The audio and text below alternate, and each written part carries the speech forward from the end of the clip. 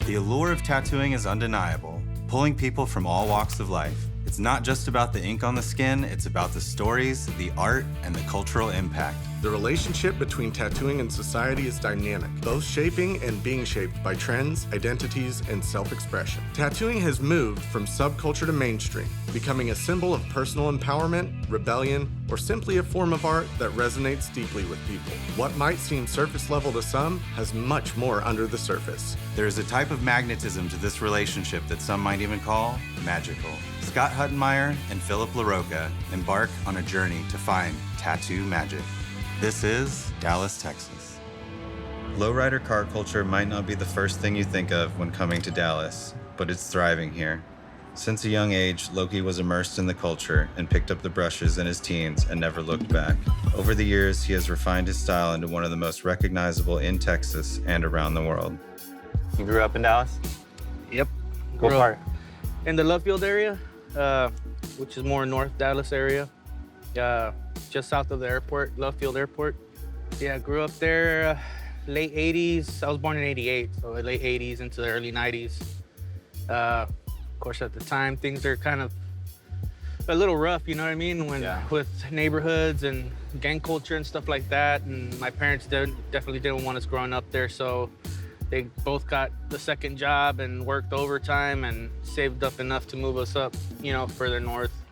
You mentioned before your older brother was the one who first got into cars and stuff like that. Was that passed down generationally, or was it just like something that he got into on his own? Yeah, no, it wasn't generational. I mean, my brother, being young and growing up where we were at, there was a guy in the neighborhood that had a Monte Carlo similar to this, actually a 77, which is the same body style. Yeah. And he used to see that car around. And of course, you see other lowriders kind of cruising around. Our next door neighbor had a mini truck. Yeah. So we were always kind of surrounded by car culture too. Because a lot of that was born in like the lowrider and car culture. Was that mostly like originating from like Southern California, kind of that area? It's strong there, but I mean, we've had car culture in Texas like since the 70s as well, Okay. How do you feel like it differs? Generally, like one detail like you see on lowriders in Texas in comparison to California, out here, like the guys like the bigger white walls. So like they'll shave their white walls to be from a 5/8 to a 2-inch or a 1-inch fat white wall, where generally guys on the West Coast, they like to keep them a little bit thinner, I definitely want the world to enjoy it. I'd love to see everybody enjoy it. At the same time, it's like, don't just come out and use us. Yeah. You know what I mean? Because you see it in movies, you see it in music videos, like all day long. Yeah. For example, the old stereotype of lowrider guys being gang members and drug dealers and da-da-da-da. And although there are those few guys that, have done it, it's not what we're about. I know you mentioned that you were a part of a car club at one point and have kind of stepped away from that, but like, do you feel like there was a reason that you were just like, I love this aspect of it, but like, maybe I don't need the rest of this at all times, and maybe like, I don't know, just speak on that a little bit. Yeah, absolutely, man. Like over the years, just, meditating here and there, looking at what lowriding is, I've come to realize that's not really something I care about at all. I don't like the ego side of it. Yeah. Which there's definitely a lot of that. My car, I put it in car shows because I want to attend a car show. Yeah. Not because I want my car to be judged, not because I want a trophy, nothing like that, dude. Yeah. Like for me, it's just your ticket in. Yeah, like I just enjoy having a car and I go for people to see it. Can we have them?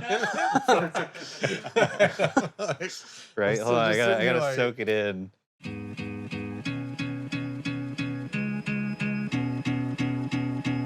So how long have you been, involved in this craft?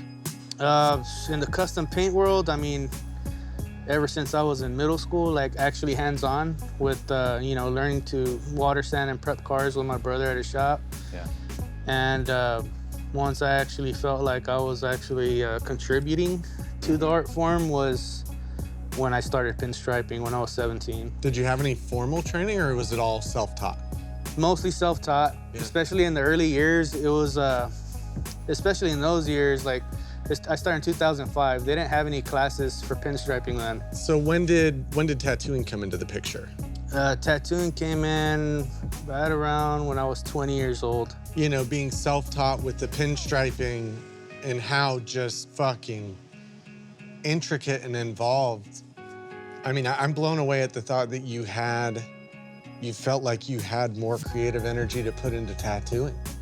How, I mean, was there anything that sparked that? What, did you feel like you were at a place where you were ready to take something else on, or how did that fit into the picture? I felt like tattooing related more to my early years of being an artist, which is drawing on paper, Sure. imagery, you know?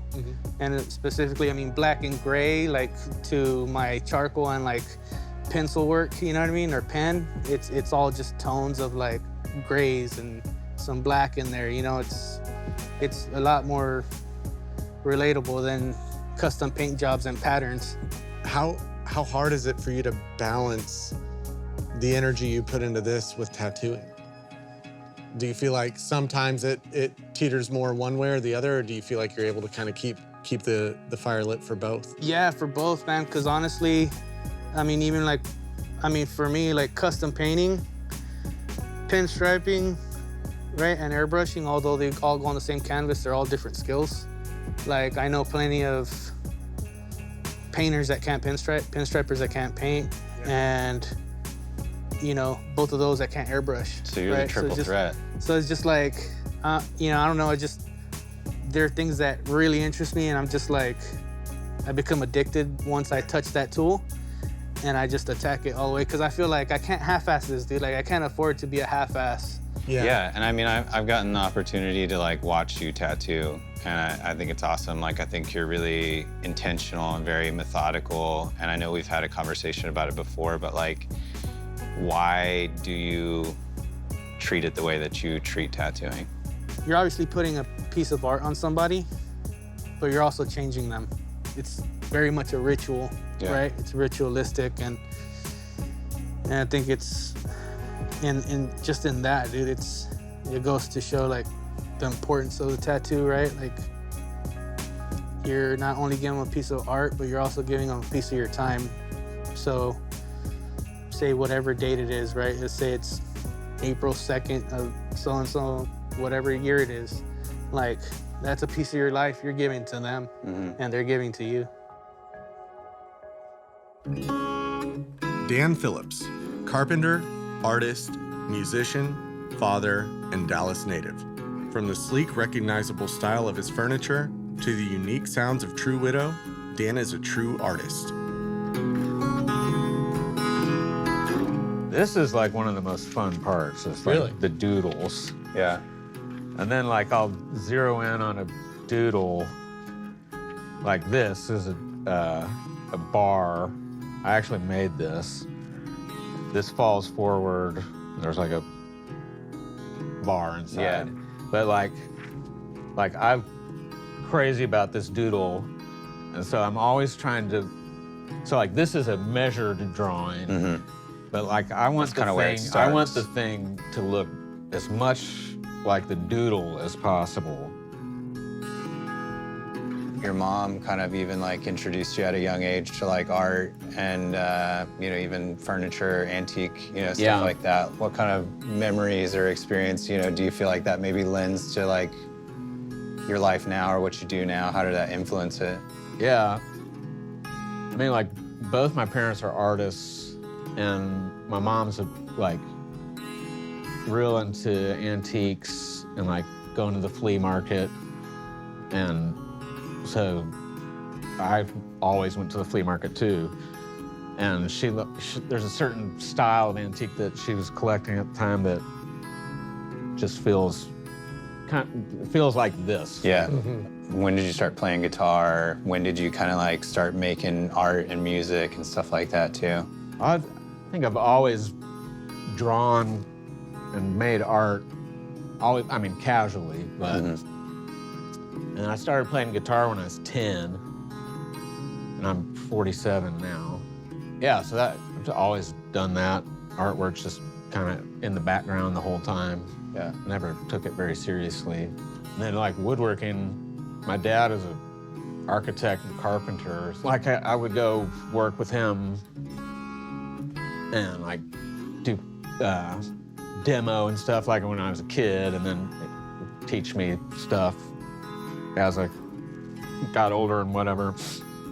Did you see yourself at that time, like that this was the future where you were like, no, I want to make furniture, I want to do, you know, or no. What was the future looking like?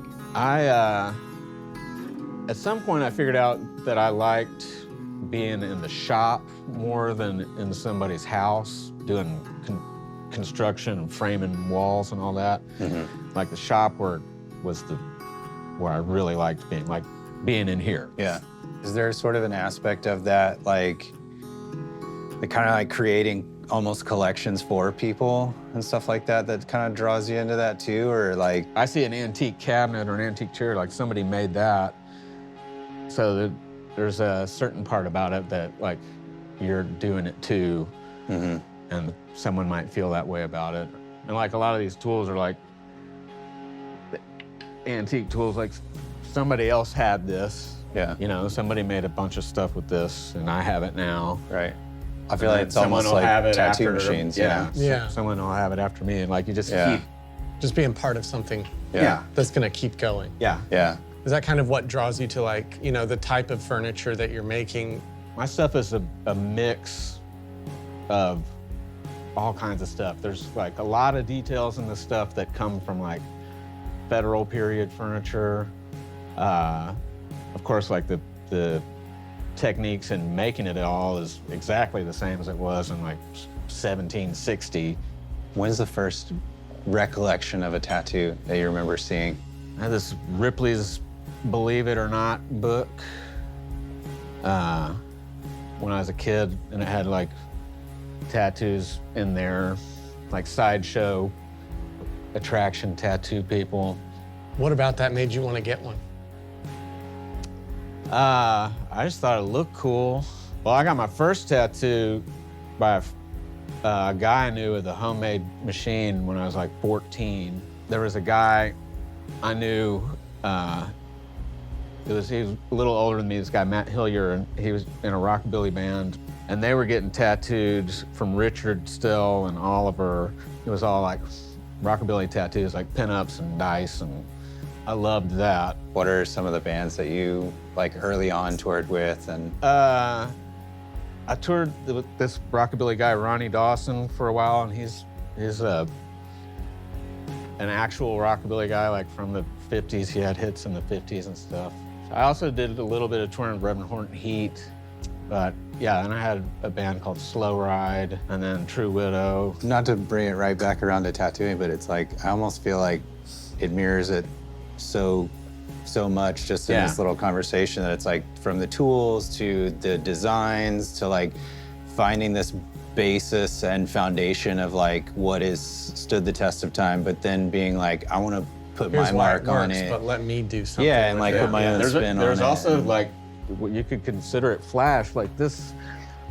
Back in the day, they would publish these pattern books. So like this is one. Furniture flash. Yeah. So this is a Sheraton one. People would get them and then like with the intention of reproduce like this. This is, you know, I want that. Yeah. I mean, it's exactly the same concept. You know, you've got your personal art, you've got the furniture, you've got the music. Do you feel like they kind of trade off in precedence in your life? Or yeah, I do furniture most of the time, and then art stuff is I either have a show or commissions. Going on tour, always disruptive. Like if I get an email with tour dates, I'm like, oh, like anxiety immediately. Are you guys still making new stuff with True Widow? And we will. There's no like pressure to do it. We only do things just because it's fun and cool. Yeah. Have you always felt drawn to like a craftsmanship and things like that? Because I feel like with us, I'm definitely anything that involves making it with your hands or like specialty tools or adhering to old principles or things like that is inherently like fascinating to me. Yeah. Is that something that you felt like that common thread you've been following? I think that's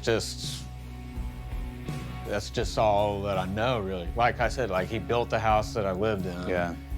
He's always had a shop. My mom's always had a studio painting, like that's what she does. So those as my parents, it's just like, this is what you do. Yeah. Like, Yeah. Just felt Yeah. like, right, yeah. Like It's I almost still- like societally like a rebellious thing to kind of do these things, but it also seems like within your family it was keeping with a tradition. Right. Like I Would have been I odd if still you were an do the accountant. exact Yeah. same things that I did when I was a kid. It's like Yeah. drawing pictures, building stuff with blocks or houses or whatever, and like playing music. Yeah. Like I have not changed since I was like Yeah. 10. You know, decorate your life, like surround your things with stuff you think is beautiful. The only people who have seen this collection at all are Dan Phillips, who helped me hang all of it, and then 2 tattooers I love. But other than that, no one who knows what this is has seen it. So I'm excited to talk about it.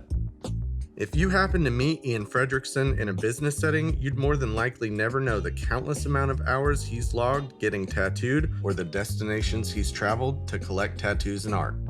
Ian earned his law degree here in Dallas and worked as an attorney before moving into real estate. As his bodysuit neared completion, he began amassing an amazing collection of original tattoo art. When did you get your first tattoo? My first tattoo was just this cow skull with the state flag of Texas in it, and then I filled all this around it. Oliver Peck did it, and this is like the height of the rockabilly era in Dallas. Do you remember the feeling or like the sensation, what you felt like when you walked into that shop? Yeah, I mean, I just like walking into a shop, I think for like the first 10 times, it was foreign and terrifying. And, you know, I came from just a very different background. I was like a privileged kid kind of seeking out the darkness. Do you feel like you were led? Like, do you feel like they were investing that time and energy trying to like teach you and help you understand it? That would be an understatement. Yeah. I mean, Oliver Peck did this entire arm and then several other big tattoos on me before he led me to get tattooed by other, you know, at this point, legendary tattooers. I mean, that led you to like obviously getting a bodysuit and everything. Did anybody influence you into like kind of like, hey, you should look into getting tattoo art as well? Like, or what, you know, kind of spurred that on? That really started with that art show that Oliver had with those guys here in Dallas. I bought a Jason McAfee piece. Actually, my mom bought it for me. And I just got to see like what real paintings looked like. I didn't start really collecting art until many years later. And as is probably the case of a lot of tattooed people, it was a function of just getting filled up. You know, I think we can all agree it's like there's something different about someone, for one, who's willing to do this to your entire body, but then also to like go and put it on your walls as well and everything like that, you know, and like, I think that's what we're, you know, even excited to explore is just like what sort of like, you know, brings about that, you know, willingness to do that, you know? Yeah. I can tell you where everyone's eye pulls first. To this Gregotron print and this vagina. Every time. And no, maybe because it's just, it's so big and it's so bright. This is a new-ish Ed Hardy painting that I bought from a tattooer. So big, we didn't know what to do with it for a long time. Stoney Sinclair, this is my favorite sheet of his that I own. But we have to make choices in terms, not everything can be eye level, right? Yeah. But I kind of like that, it, you know, it's like stuff like that, then it's like you really got to seek it out, kind of, you know, like. Yeah. And we link this stuff like thematically, and then obviously we don't want the same artists like all together. It's a Mark Cross sheet up there, Bob Shaw. This is another Bob Shaw, which might be one of my favorites. That girl with the hair is nuts. Yeah, it's like Michael Jackson. Yeah. looking. This is a Timothy Hoyer, which is just unbelievable if you get up on it. The level of detail is mind-blowing. Scott Harrison did this. He also did that. Yeah. He did that Cobra on me. It was the only one on my leg for a long time. I love it. So this means a lot. When I bought this is fully a situation where someone hits me on my Instagram page and is like, man, I got one of his sheets. I'm like, can I see it? Joe Chat, who I love, just the toughest style. That was a piece that I bought fairly early. Yeah. This Richard Stell is, to me, the Richard Stell. Yeah. And there's... Iconic. It's iconic. This is the toughest Panther ever, and it's just so badass. Yeah. This is Lou Lewis. Some say it's Burt Grimm. It's hard to know. These came from the Jonathan Shaw collection.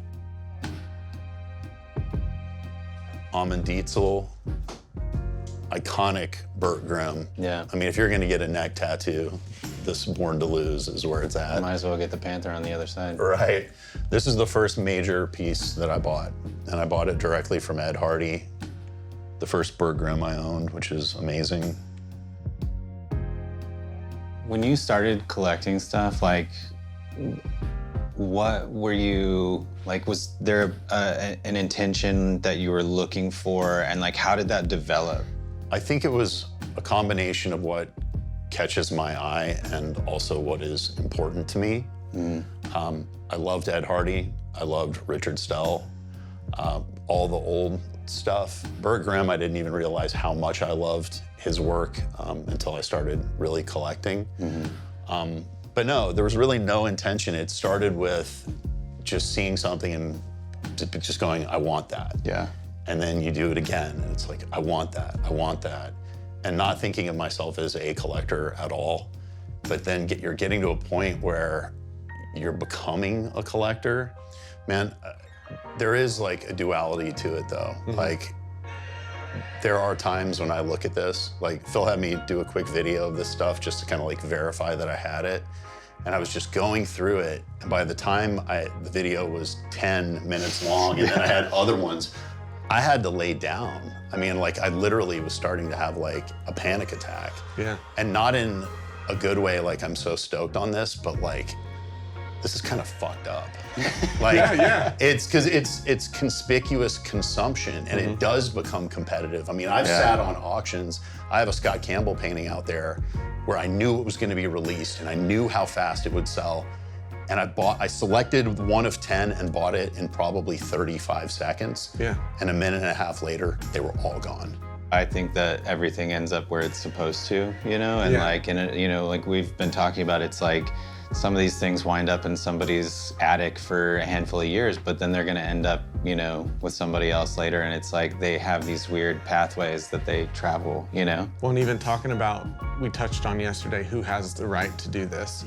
And it's like, this is the way you talk about it and the way that, you know, the emotion that it elicits is like, that's my criteria. Yeah, that's not that anybody has a right to dictate who can or can't, but it's just like, I think anybody would argue it's just like, I know plenty of tattooers that have a pile of shit that they're just like, Right. I don't know what it is or where it came from. And that's something that I've wrestled with a bit. Like, I, of course, kind of agree with you. I think it is important to know it and to truly love it, particularly if you're not a tattooer. Keller's Drive-In Burgers has been serving East Dallas since 1950, a burger joint that smells of nostalgia and where the waitresses still call you honey or darling. There was hardly a better choice for Dan, Ian, Scott, and I to make a stop for a burger and a little chat about growing up in Dallas. You may not use this, I'm just going off here, but like, the first time I got in a bar fight was at Club Clearview with Dan. What fight did you start? I didn't start it. Oliver started it. Oliver was throwing the ice at the band. He was friends with the band, but he's throwing ice, and these guys like, who the fuck's throwing ice? What's going on? And the band's friends came and bowed up on Oliver. We had taken a shot of Goldschlager. I'm like, 20 21 maybe. Gotta And be 21. We take it, yeah, no. And we 21. took it, and I turned around, this is going down, and they start scuffling, and I just went, bam. And then we got picked up and thrown out. And I think it's a good indicator, like, for this man, you were physically lifted and being carried out, and you were picking up beer bottles off of tables and smashing them on the floor, just punk all the way out. And we got thrown out, and it was like, that was the best shit ever. Tell us a little about like growing up here and like, you know, how you guys know each other. Yeah, I mean, our parents, our mothers owned an art gallery together. So Dan and I have known each other since birth. Well, and I feel like Dallas has never had this like front of the line, like culture map kind of spot, you know? But I feel like if you know, like if you grew up here and like if you really spend time, like there is a lot of like really cool culture and like, you know, like just kind of hidden gems that aren't really like on the surface, but you know, like anything that stands out to you guys, like. What was a cultural movement here, at least to me, and maybe it was very small, was like the rockabilly, the rockabilly dance. And that whole scene, some of the people I know he spoke about, like everyone was into the old country music and the Reverend Horton Heat and what was going on then. Dan was playing lap steel guitar with Reverend Horton Heat on Warped Tour when he was 18 years old. I mean, outside of that rockabilly scene, like tattoos weren't really that accepted at that time. Much less like no. that visible. Like sleeves were Yeah, so still- crazy. I mean, it Still was a considered choice. job stoppers. Yeah. But Now it's like, Was that something you guys thought about? I mean, Absolutely. For not me, me. absolutely. yeah. I mean, you had your hands tattooed Yeah. early. And like I said, even getting a sleeve was a progression for me and really scary. Like, Yeah. I started getting tattoos in law school because I was like, I'm gonna have a job with a shirt on. Yeah. And it doesn't really matter. But yeah, it was a big consideration at that time. I don't know. I was always kind of subculture-y, so like that was my reality. So I didn't really have to deal with it much. yeah, didn't But have that I think that's also a influence. thing in like conservative cities is there's usually a strong undercurrent. Yeah. Or like For a sure. pretty big prevalent punk community because of Yeah, how conservative the city is. right, yeah, Also, or even like, more progressive. Stubborn in a way that like I wanted to do this and I wanted to look like this and then, like I'm into this and I don't really. That's it. That's You're enough. gonna live it. Yeah. Right, like, I mean, I you're remember committing going to to Deep it. Ellum and just seeing people that looked, you know, just were covered head to toe, hands, neck, everything. Both of you have left Yeah. and been elsewhere and lived elsewhere. Was it family or what is it about Dallas? What makes Dallas home? Why did you guys come back? I love it here. It feels comfortable. It's like you can do your thing. Like my jobs that I have, like I can do that here. Pretty low overhead and support system for it. Yeah, good community. Yeah. And it's just, I don't know, it's easy. And as far as like band stuff goes, it's like right in the middle of the country. So like every tour is, you just do that. Yeah. Professor York. You either love him or hate him, and I get the impression he enjoys it either way. Everything he makes looks antique. He tattoos and paints in a style mimicking that of the late 1800s and early 1900s, a style against what anyone would expect when you see him. Underneath the humor, makeup, piercings, and dreadlocks, you find someone genuinely passionate about protecting and preserving what is magical about tattooing. How did you get introduced into the Gothic culture and Gothic lifestyle? When was the first time you saw anything Is it like goth? that? Are we calling it goth? Yeah, is it right? Is that right? Goth, edgy, like Hot Topic kids. There's so many terms for it. Maybe that's why I'm not super goth anymore, because I don't mind the term being called goth. It's just, it's like, it is what it is, man. Like, I know what I look like. So call me what you want, that, and for most people, it's called goth, so whatever. But yeah, I got into it actually when I was living in Florida for a very brief period of time. I was at Walmart one day with my mom, and I was in 4th grade, I would say, if I had to guess. And as I was shopping with her, there was this dude walking in between the aisles. And I've told this story a handful of times, so I got it down pretty good. But he was a goth dude, like insanely like it was like a black shadow had just walked past the aisle, and I like caught a glimpse of it out of the corner of my eye. And just like a split second, I just like kind of saw him like kind of walk between the aisles. And in that moment, just like, I mean, I just fucking gaze, it sounds, everything stopped. I was like, dude, what the fuck was that? Who was that? It was like as if like I had seen like either a ghost, a rock star. It was just something. I was like a wallflower kid, and like I didn't really have a lot of friends besides like my brother and people he was friends with. But I was kind of like always like kind of the tag along to my older brother, who was considerably more outgoing, social, and whatever the fuck. And like I wasn't like a weirdo or anything. I was just really shy, and I was also like kind of tall for my age. And I don't know. I was forgettable. Like if you ask any kid that went to elementary school with me, like if they remember me, they would probably say no, unless they have kept up with me. So I think I was just so tired of like kind of being like a nobody, no name, kind of floating in the background type ass person. You know, obviously when you go out and stuff, I'm sure people like stare and stuff like that. Do you enjoy that, or does Fucking that bother sideshow you? act. Does it ever get old? Yeah. Nah, honestly, I'm used to it. If I were to like take record of everybody that was looking my way whenever I walked in anywhere, I would be too preoccupied with that than to like. So anyways, long story short, I'm used to like being the center of attention or getting stared at. And you know, it's like some people like fucking love it, some people don't. Like yeah, occasionally like I'll hear like the laugh or whatever. Like, and I'm like, oh, they probably think I look stupid or whatever. But I don't care because I drive a nice car and I have a hot ass girlfriend. Yeah. And like It's working. yeah. Like, You're happy. You got what you want, so who gives a shit? Yeah, like honestly, I don't got shit to complain about. Like this person might be like, why the fuck does that dude look like that? But then if they looked at my life, they'd be like, damn, maybe I should look like that. Yeah. Well, usually I'm like, if you're pointing at other people in that way, it's probably based out of some insecurity with yourself anyway. Yeah, it's more like a need for you to feel better about how you are than Yeah, I mocking think anyone else. a lot of people are just like, it's ingrained in them ever from a young age to just kind of blend in and to not stand out too much. And that honestly is super popular in like traditional culture as well, like traditional tattoo culture. And like, I think since that's something I've just always kind of been like, nah, fuck that, even with the whole goth thing, it's super easy for me to say fuck that with like the tattoo culture as well. But yeah, like I said, I do get quite a bit of attention, but I don't even notice it at this point.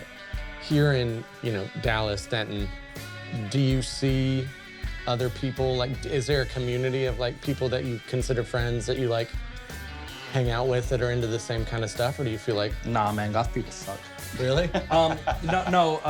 Genuinely, I do have other weirdo-looking friends, but a lot of goth people are like try hard to the max. Like, dude, I'm a regular dude. Like, yeah, I wear the face paint and shit, but I don't want to go like hang out at the cemetery, read Edgar Allan Poe. Yeah. I want to go to the mall. I want to peep what Adidas has on sale. You know, like, I want to go to Starbucks. I don't want to go to, you know, goat fuck coffee shop. Like, no, dude. A lot of goth people are so fucking try hard with that shit, which is funny because, like, if I'm being honest with you, I'm one of the more weird looking goth people. Like, not only do I got the makeup, but I have the tattoos and the piercings and like the fucking 5 foot long hair. But yeah, I would arguably say I'm one of the more average Joe ass. Like, talking to me is like talking to a regular person.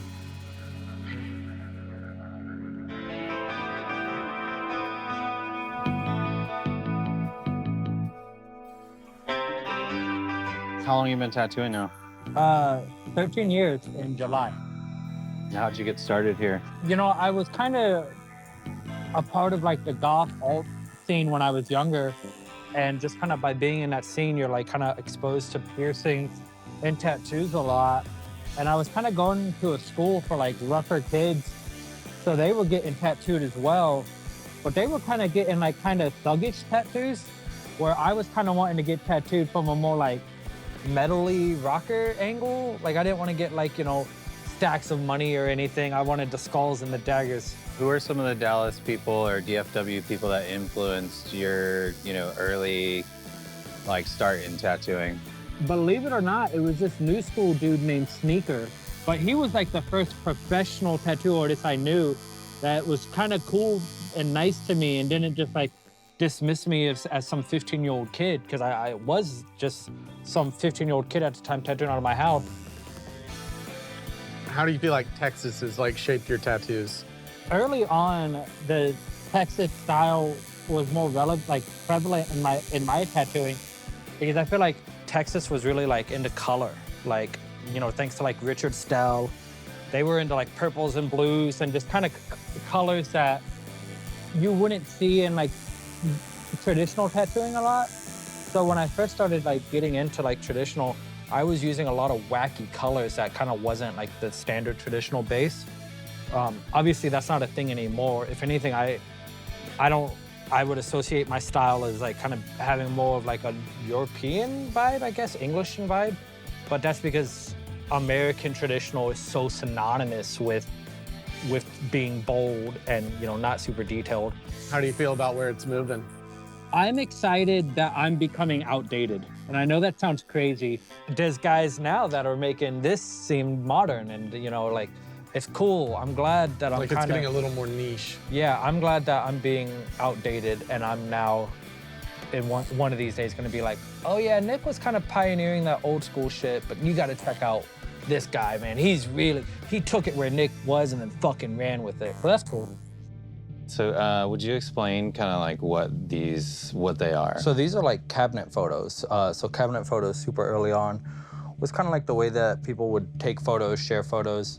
It's more or less like postcards before there were like postcards, at least photograph postcards. So if you were a tattooed person back in the day and you wanted to get photos of yourself made and kind of share it with people in the sideshow or whatever, this is what you would do. You would go get your photo taken and then they would be printed on these thick pieces of cardboard, which is a cabinet photo. And so you're saying pretty much all of these people were in or were associated with the circus, most likely? Yeah, for the most part. Like 90% of cabinet photos of tattooed people were in the circus. Now, there is the occasional person that was just like a client of a tattoo artist. So tattoo artists back then would often, you know, tattoo somebody completely, and then they would take them and get like a photo of their client taken just for their own like portfolio. So if you look at old photos of like tattoo artists sitting next to their setup, you'll see like cabinet photos pinned, like thumbtacked to the wall. It wouldn't have been like mass produced, but how many would you say like? From my understanding, they would, you know, contact a photographer by mail and be like, hey, I would like 500 prints of this photo. And then they would receive the prints, you know, all that. You know, so if you're ordering 500 to 1,000, you may send some to like other tattooers that you're like in communication with and stuff like that. Yeah. So that was a thing too, where like if tattoo artists wanted to trade photos, you know, it's super funny. You would find cabinet photos of people that were tattooed by known artists that were in collections of tattooers that didn't do those tattoos. What do you think pulled you more towards the cabinet cards and the photos as opposed to the flash? Because they're earlier. Because I'm super into the early stuff, and a lot of people don't know this, but like most of the flash that you see out there is actually post 1900. There's not a shit ton of definitive flash pre-1900 where we can for sure say, okay, this is pre-1900. For example, I've seen flash in books that have been dated 1850, but that's somebody that has something in their collection. They don't really have a good understanding of what it is. They don't know the timeline, and they're just throwing a sloppy date on there without it being like, okay, yeah, this is the reason why it's from this era, this period. Who kind of introduced you though to these cards and like? My buddy Darren. Whenever I started collecting tattoo history, Darren was one of the first people that like really got me into it, and kind of seeing his collection and talking with him. And he'd sold me some of my first things. Like I think the first thing I ever bought off Darren was a George Burchett business card. And then from there I was like kind of hooked. Was that Darren Bray? Yeah. Oh, okay. Yeah, and he's been a good buddy with me, of mine ever since. Obviously you're drawn to that like pre-1900 stuff. Why? Just because it's like the earliest. There's something I think that's super cool about like the more rare and obscure shit. And obviously, at the time, it wasn't like that rare and obscure, but that's the issue with time, is it takes common things and just buries it and just makes everything so hard to come across and hard to source. So like that's what I like about it, because it is more rare. I mean, there's so many photos by Waters and Zeiss and, you know, from those guys that were from the 30s and 40s. They were doing cool shit, don't get me wrong. But since it's closer to our time, we have more access to it versus like, you know, the 1880s kind of shit like that. It's not as common. How do you think that like, you know, I don't know, compares to the way that tattooing is today? Well, so that's the funny thing. It's like not much really. It's the tattoo designs at any given moment in history, at least American tattooing, are set in stone by the sensibilities of that day. So back then, people as a whole were more religious and more patriotic. And that's why you see primarily religious and patriotic designs. And then in the late 1800s, like late 1890s and so on, you see this big boom of Japanese and Asian designs. And that's because that was what everybody was digging at the time. It was like the new thing. They were tired of all the crucifixes and the flags, and they wanted something new and different. And so dragons and snakes then kind of replaced that. And that could be said for any moment in time. If you wanna have a good like glimpse or snapshot into what people are fucking with at a certain period of time, look at the tattoos that are being done at that time. About how many of these do you own? So I own 63 right now. I got a new one the other day, so I'll maybe make it 64. But I have, as far as I'm aware, the world's largest private collection of cabinet photos. What keeps you going and wanting to collect more? I'm just like a collector like anybody else. Like once you kind of buy one, you're like, well, I want them all. What influence does it have on your tattooing today and how you operate, you know? The early English shit had a big influence on the style that I do.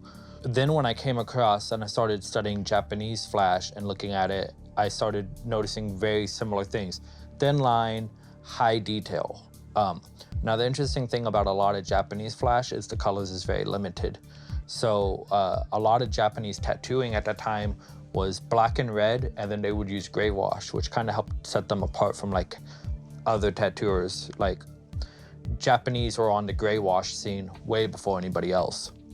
What are your thoughts on people getting into collecting this stuff that aren't tattooers or don't have any relation to it? You know, it's rather tricky because Darren, in so many aspects, has been a mentor to me. I don't think I've ever told him that formally. If he watches this, he'll see that. But he was the one that taught me a lot of the history I know. And I owe so much to Darren. But Darren doesn't have a single tattoo. He's not a tattoo artist. He's a history guy. He comes from a field of antiques and conservation. But he has as much appreciation for this out of anybody I know.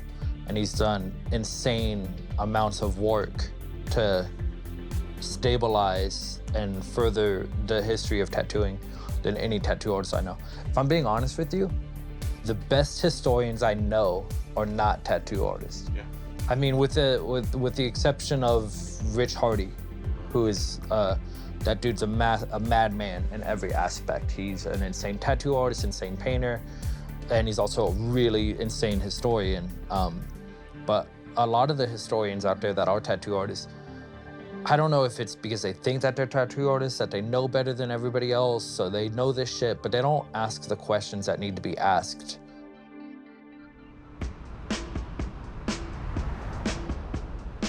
So coming into this, my expectations of Dallas and what I'd heard my whole life is big trucks, big cars, cowboys and oil money. And I think the most exciting thing we uncovered was how that created an undercurrent and how we found all these people searching for and finding this experience-based community and how it looked like they were all just searching for something that felt real. You know, I feel like it's even reawakened some feelings and ideas in me of just like, yeah, actually Dallas does have these really cool, you know, underground sort of subcultures and like, you know, even subcultures and things like that. And like, you know, getting to talk to some of the people that really like, I don't know, it made me remember like why I actually like love this city too, you know?